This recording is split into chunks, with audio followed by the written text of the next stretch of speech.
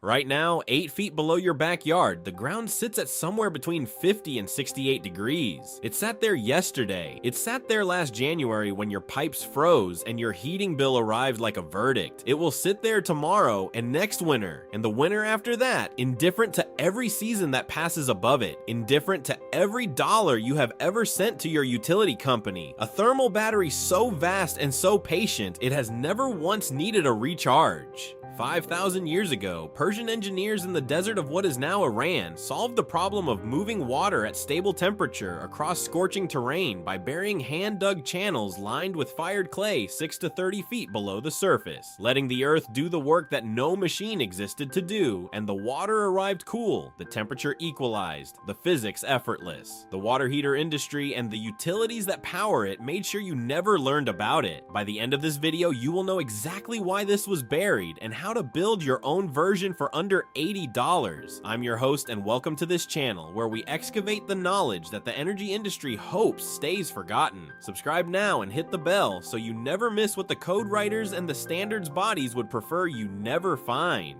To understand how this vanished, you have to go back to the beginning, to the moment the Earth first revealed what it had always been willing to give. The ground beneath a continental landmass does not behave like the air above it. While surface temperatures swing by 60 or 70 degrees between seasons, the soil at a depth of 6 to 10 feet barely moves. According to geothermal gradient data compiled by institutions tracking subsurface thermal behavior across North America, ground temperatures at that depth stabilize in a band that reflects the annual average surface temperature of the region, hovering somewhere between the mid-40s in northern climates and the low 70s in southern ones, and remaining essentially constant year-round. This is not an edge case. This is a law. The thermal mass of the Earth acts as an enormous flywheel, absorbing seasonal extremes and returning a steady, moderate temperature to anything buried deep enough to feel it. Your water heater does not know this. Every morning, your water heater pulls cold water from a supply line that in winter might enter the tank at 38 or 40 degrees and heats it to 120 degrees using electricity or gas, fighting a 60-degree temperature deficit from a standing start, running 3 to 5 hours a day, consuming close to 4,000 kilowatt hours per year, according to U.S. Energy Information Administration residential consumption data, costing the average American household between $400 and $600 annually. The ground does not care. It sits there. It never moves. And here's the number that changes everything. If you run water through a pipe buried at that depth before it reaches the heater, the water exits the pipe already climbing toward ground temperature. The heater now fights a 20-degree deficit instead of 60. The physics is not complicated. Joseph Fourier formalized it in 1822 in his foundational work on heat conduction, establishing that thermal energy moves through a medium at a rate proportional to the temperature gradient. Put a cool fluid inside a warm medium, and the medium will warm the fluid. Bury the pipe deep enough, make it long enough, and the fluid exits transformed. No electricity, no thermostat, no moving parts. An embarrassingly simple truth: if you bury a pipe deep enough, the earth will heat your water for you. The first civilization to build permanent infrastructure around this truth did so without knowing Fourier's name. The Persian Qanat system, documented in archaeological records and recognized by UNESCO as one of the great engineering achievements of the ancient world, stretched hand-dug underground channels across the Iranian plateau as early as 3,000 years before the Common Era. These channels, lined with fired clay, sloped at precisely calculated gradients to carry water by gravity alone, running at depths between 6 and 30 feet, where the surrounding earth kept temperatures stable across the brutal Persian summer. The water that arrived in a desert city after traveling miles underground arrived cooler than the air, steadier than any surface canal could ever deliver, and reliable across seasons that would have destroyed an above-ground system. The Romans, who studied everything they could conquer, built their own version into the architecture of empire. The Hipparchos, documented in Vitruvius's engineering treatise De Architectura, used underfloor channels to circulate warm air through the thermal buffer of the earth below a building, stabilizing interior temperatures using the ground as both source and regulator. Neither civilization called this a technology. It was just how you built something that worked. They didn't call it technology. They called it building correctly. For the centuries that followed, the principle never disappeared. It simply spread quietly into the anonymous architecture of everyday life. The spring house, a stone structure infrastructure built over a ground-fed spring across colonial America and medieval Europe, maintained interior temperatures between 50 and 55 degrees year-round, using nothing but the Earth's thermal mass and gravity-fed water flow. Root cellars dug to depths of 6 feet or more held temperatures between 32 and 40 degrees, regardless of summer heat. Farmers who built these structures were not engineers. They were people who understood, through accumulated generations of observation, that the ground beneath their feet was already doing the work if they simply chose to use it.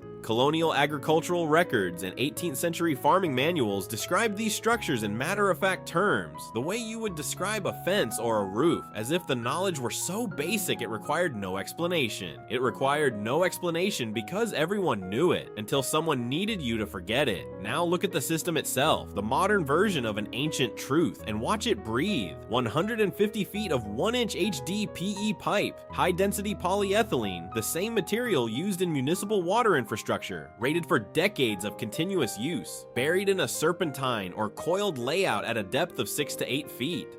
Cold municipal water enters at one end. It travels slowly through the coil, pressing against pipe walls that press against soil that sits at 55 or 60 degrees. Heat conducts inward. By the time the water exits the other end, it has climbed 10 to 15 degrees closer to ground temperature without a single watt of electricity being spent. That water feeds directly into the cold inlet of your existing water heater. The heater, which once had to lift water from 38 degrees to 120, now starts from 55. Studies examining ground-coupled thermal preheating systems have documented energy reductions in water heating loads ranging from 30 to over 60% depending on climate zone, burial depth, pipe length, and flow rate. There is no pump, there is no electrical connection, there is no compressor cycling on in the night, the pipe has no moving parts, and a service life measured in half centuries. The only sound the system makes is the sound of water moving through a pipe. You have heard that sound before. It sounds like nothing. No thermostat, no compressor, no monthly bill, just a pipe doing what physics always promised. Here's where the story changes. Here's where something enters the frame that has nothing to do with physics. The post-war American building boom of the late 1940s and 1950s produced a construction culture organized entirely around speed, standardization, and the integration of newly affordable mechanical systems. Electric resistance water heaters, mass-produced and cheap to install, became the default solution for residential hot water. Natural gas water heaters followed the same distribution logic. Builders did not need to dig trenches. Plumbers did not need to calculate burial depths. Utilities gained a customer who would pay monthly for the rest of their life. By the early 1950s, according to EIA data tracing the penetration of electric water heating in American homes, the passive approach had effectively vanished from residential construction. Not because it stopped working, not because someone tested it and found it inferior, but because the infrastructure for selling recurring energy had arrived, and passive preheating required a one-time trench and no recurring sale. Nobody banned it, nobody burned the blueprints. They just stopped teaching it and charged you for the silence. Then the standards arrived, and the standards are where passive systems go to disappear. The American Society of Heating, Refrigerating, and Air Conditioning Engineers, whose technical handbooks form the backbone of building mechanical standards across the United States, developed its residential guidance around active mechanical systems. Systems with brand names, model numbers, certifiable components, and measurable performance specifications. Passive ground-coupled preheating had none of these. It had no certification pathway. A system without a certification pathway cannot be covered by a contractor's liability insurance. A system that insurance will not cover, a contractor will not install. A contractor who will not install it cannot teach a homeowner that it exists. The International Residential Code, the document that governs residential construction across most of the United States, contains detailed provisions for water heater installation,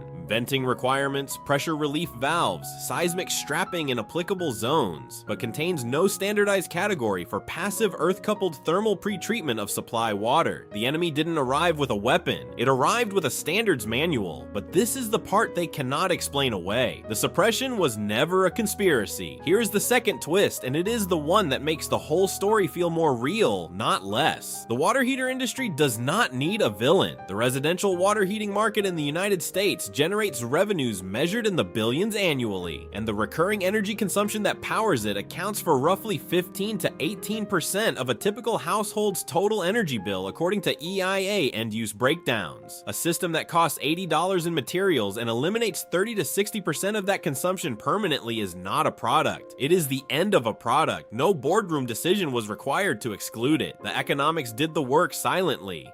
Standards bodies are funded and staffed by industry practitioners. Curricula in trade schools reflect what contractors install. Contractors install what codes approve. Codes approve what industry submits for certification. A passive pipe buried in the ground submits nothing and needs nothing, which means it enters no pipeline, generates no recurring revenue, and receives no institutional champion. Nobody sat in a room and decided to bury this. The economics of the water heater industry simply had no incentive to dig it back up. It wasn't suppressed by villains, it was suppressed by incentives, which is worse. In 1973, the oil crisis cracked the wall. With energy prices spiking and supply uncertain, a generation of alternative energy researchers, working largely outside mainstream institutions and publishing through outlets like Mother Earth News and independent technical journals, began documenting passive thermal systems with unusual rigor. Earth tubes, ground-coupled air preconditioners, buried water preheaters. The basic principle was rediscovered, tested, measured, and written down. Some researchers documented water temperature gains of 15 to 20 degrees across pipe runs of 100 to 200 feet buried at modest depth. The physics confirmed what the Persians had known, and what the farmers had known, and what Fourier had formalized. Then oil prices fell. The urgency dissolved. The Reagan era brought cheap energy back to American filling stations and cheap natural gas back to American water heaters, and the alternative energy papers went into boxes, and the boxes went onto shelves, and the shelves gathered dust. The 1970s gave us the proof. The 1980s gave us cheap oil again, and the proof went back underground. Today, the institutional obstruction has a new face. A homeowner who researches this system, acquires the materials, digs the trench, and connects the pipe to their water supply will quickly discover that in most American states, any modification to a residential plumbing system requires a permit. The permit requires an inspector. The inspector works from a code. The code contains no category for a passive earth-coupled thermal preheater. An inspector who encounters a system with no code category has one procedurally correct option: denial. There are documented accounts from the off-grid and owner-builder community of systems being ordered removed after installation, not because they failed, not because they leaked, not because they posed any measurable risk to health or safety, but because the code had no checkbox to place beside them. You can build it, you just cannot legally connect it in most American states. And this is where the European data becomes impossible to dismiss. While American building codes evolved around active mechanical systems and their associated industries, Germany, Switzerland, Austria, and the Netherlands developed building performance standards that took passive thermal systems seriously as engineering components. The Passive House Institute in Darmstadt, Germany, which has certified thousands of buildings meeting its stringent energy performance standard, incorporates earth-air heat exchangers, called Erdwärmetauscher in German technical documentation, as certified system components with defined performance specifications and monitoring protocols. Swiss Minergie certified buildings use ground preconditioning systems as standard elements of their thermal envelope strategy. Across monitored European installations tracked over periods exceeding a decade, documented energy reductions in preheating loads have consistently ranged from 40 to over 60%. These are not estimates. They are measured figures drawn from instrumented buildings, published in technical papers available from the Passive House Institute and associated European research institutions, and used to certify buildings serving schools, hospitals, and residential blocks across the continent. The modern proof already exists. It is published in German. It is certified in Switzerland. The data is free. Nobody hid it. America just never looked. The Germans didn't rediscover this. They never forgot it. So here's what you can build: 150 feet of 1-inch HDPE pipe available at plumbing supply houses for roughly 50 to 75 cents per foot, adding up to somewhere between $75 and $115 in pipe alone. A trench 6 to 8 feet deep, laid out in a serpentine pattern across the available ground. A trench you can rent equipment to dig for a day at a cost that keeps the total project well under $300 even with tool rental, and under $80 if you dig by hand in manageable sections over a weekend. Inlet connects to your cold water supply. Outlet connects to the cold inlet of your existing water heater, which remains in place place and continues to function, now starting from a warmer baseline. No pump, no wiring, no moving parts. Flush the pipe annually to prevent mineral accumulation. Inspect the inlet fitting every few years. The pipe itself, if properly buried, will outlast the house. At average American energy costs and average climate conditions, the payback period on materials falls between 1 and 3 years, after which the system produces savings for the remaining 40 or more years of its operational life. The permit system wasn't built to stop this. It was built for things that could fail. This cannot fail. There is nothing to break. And so we come to the end, which is not an end at all, but a return to the beginning. Right now, 8 feet below where you are sitting, the ground is between 50 and 68 degrees. It has been that temperature every single day of your life. Fourier described why in 1822, the Persian engineers who dug the first qanat understood it without equations 3,000 years before that. The German building scientists who certified it in Darmstadt confirmed it with instruments and published their data for anyone willing to read it. The physics has not changed. The ground has not changed. The temperature differential between your cold water supply and the earth beneath your foundation has not changed. The only thing that changed is whether you knew about it, and that change was not accidental, and it was not free, and it cost you several $100s every year for your entire adult life. A buried pipe transfers no electricity. It pays no subscription. It requests no permit that any standards body has agreed to issue. It simply conducts heat from the earth into water, the way the earth has always been willing to do, the way it did for the Persians and the Romans and the colonial farmers who built their spring houses over running ground water and called it common sense. The earth never stopped working, we just stopped asking it to.